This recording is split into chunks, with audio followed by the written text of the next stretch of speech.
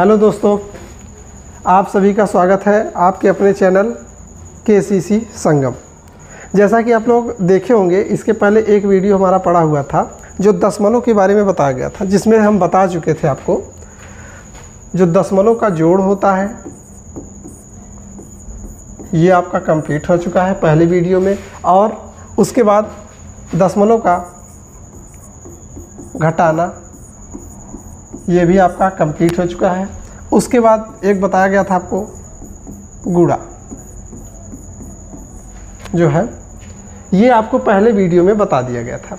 तो आज एक टॉपिक छोटा सा बचा हुआ था, दशमलव का भाग, जो आप लोगों को इस वीडियो के माध्यम से हम बताने का प्रयास कर रहे हैं। अगर आप सब जुड़े रहेंगे तो निश्चित है कि आज कुछ आप नया सीखेंगे। अभी तक अगर दशमलव के भाग में थोड़ा सा भी आपको दिक्कत हो रही होगी या परेशानी हो रही होगी, तो आज के बाद आप लोग देखेंगे कि कुछ कम हो जाएगा आपका। देखिए, जैसे आज आपको बताने जा रहे हैं हम दशमलव का भाग का चिन्ह इस प्रकार से होता है, सीधी पाई, ऊपर एक बिंदी, नीचे एक बिंदी, इसको बोलते हैं भाग। तो चलिए स्टार्ट करते हैं दशमलव का भाग और पहले क्वेश्चन पे चलते हैं। ये रहा आज का पहला क्वेश्चन। लिखा है 2.25 में भाग देना है 2.5 से। एकदम छोटा सा क्वेश्चन है, इसको बताने का प्रयास करेंगे। आप सब वीडियो को स्किप मत करिएगा और ध्यान से इसको देखेंगे, एक बार में आपको समझ में आ जाएगा। तो चलिए स्टार्ट करते हैं। सबसे पहले इसको हम लिख रहे हैं दोबारा, जैसे लिखा है 2.25 और नीचे लिखा है 2.5। ध्यान समझिएगा। अच्छा, आप लोग जानते होंगे किसी भी नंबर के जो गुणांक होता है, गुणांक हमेशा कितना होता है? 1। गुणांक का मतलब होता है, इंग्लिश में अगर आप बोलेंगे तो मल्टीपल होता है। जैसे कि अगर देखेंगे तो ऊपर भी एक गुणा कर सकते हैं और नीचे भी एक गुणा कर सकते हैं। चलिए बता दें। अच्छा, आप लोग जानते भी, ये भी बताया गया होगा और पहली वीडियो में दशमलव के बारे में हम बताए थे कि थोड़ा इसमें दशमलव का जो चिन्ह होता है इसका विशेष ध्यान दिया जाता है। तो चलिए बताते हैं। जैसे सबसे पहले एक बेसिक चीज़ नॉलेज यहाँ दे रहे हैं आपको, थोड़ा सा देख लीजिए। जैसे लिखा है 2.25, लिखा है 2.25। तो अगर हम कह दें इस दशमलव को हटाना है तो सबसे पहले आप क्या करेंगे? बटे का चिन्ह लगाएंगे और दशमलव के नीचे 1 लिखेंगे, और उसके बाद दशमलव के दाईं ओर मतलब ये आपका है राइट और इधर आपका है लेफ्ट। तो दाईं तरफ आपको गिनना है अंकों की संख्या जो यहाँ पे है। दशमलव के बाद 1 अंक, 2 अंक, और जितना अंक रहता है उतना जीरो नीचे बढ़ता है। जैसे कि 1 अंक 2 अंक है तो 1 जीरो बढ़ा, 2 जीरो बढ़ा। अब इसी को हम लिख सकते हैं 225/100। उम्मीद करते हैं कि ये छोटा सा जो एग्जाम्पल दिए हैं आप लोग को बहुत आसानी से समझ में आ गया होगा। तो चलिए आते हैं इधर। देखिए, सबसे पहले यहाँ देखेंगे दशमलव के बाद 1 अंक है, 2 अंक है, तो इसका मतलब नीचे कितना जीरो बढ़ेगा? 1 जीरो, 2 जीरो, यहाँ हो गया। उसके बाद देखिए नीचे वाले में देखेंगे दशमलव के बाद केवल 1 अंक लिखा है, तो हम ऊपर वाले में क्या 1 जीरो बढ़ा देंगे। ठीक, अब यहाँ पे ये बन चुका है 225/25 और बगल में 10/100। अब आप जानते होंगे 1 जीरो से 1 जीरो को आप कर सकते हैं कैंसिल।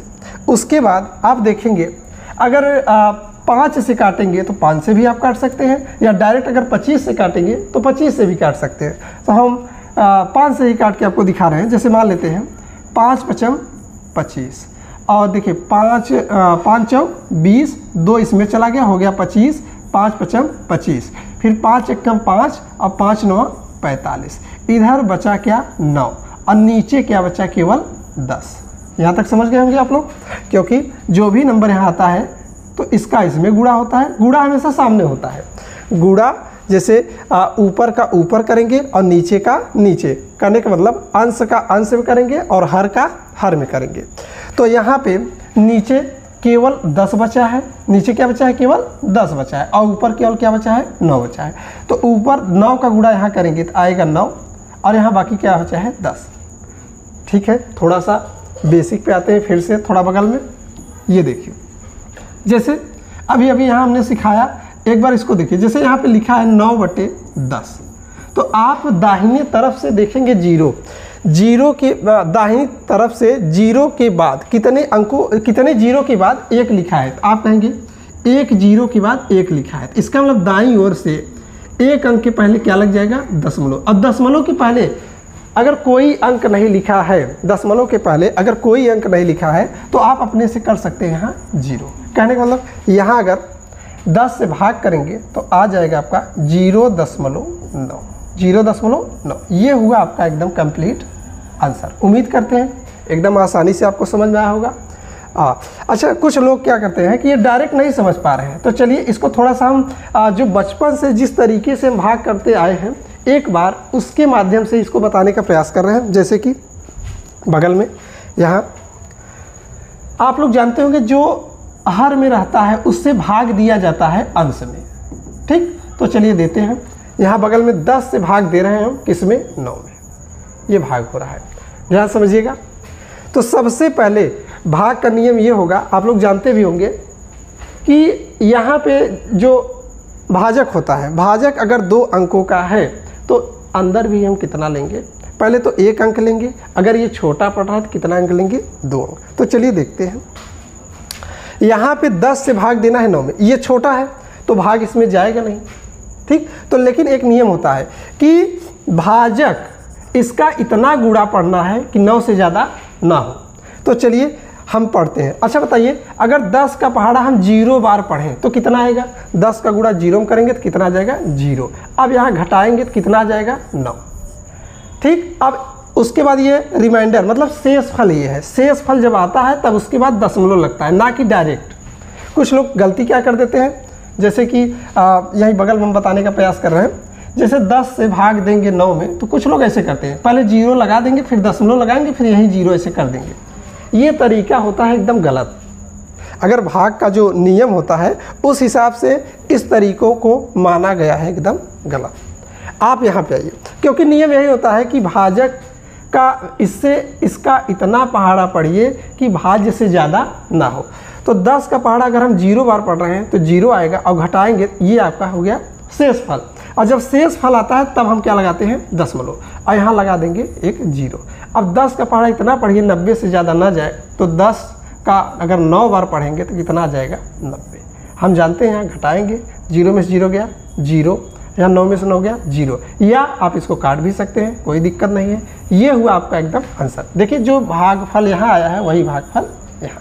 उम्मीद करते हैं एकदम आसानी से आप समझ गए होंगे। चलते हैं। अच्छा, एक क्वेश्चन और लेते हैं।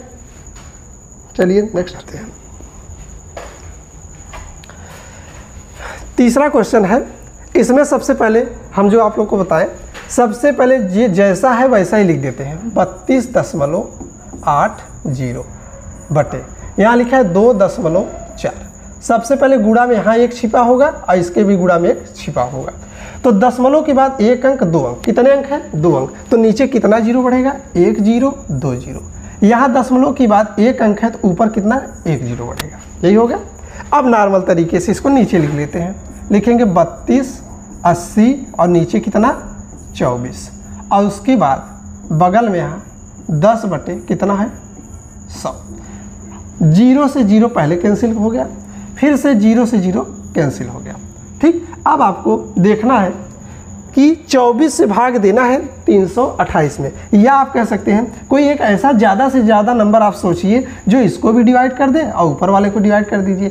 हम जानते हैं 4 का नियम क्या होता है, 4 का विभाज्यता का नियम होता है कि अगर इकाई और दहाई से बनी संख्या 4 से विभाजित होती है तो वो 4 से पूरी तरीके से वो संख्या डिवाइड होती है। तो चलिए देखते हैं। देखिए, सबसे पहले यहाँ 24 से 4 से कट जाएगा, यहाँ इकाई और दहाई से बना है कितना, 28, तो ये भी 4 से कट जाएगा, तो हम आसानी से काट सकते हैं। तो चलिए काटते हैं। 4 छंग 24 और 4 अट्ठे 32 और 4 दूना 8, हमारे पास आ गया 82/6।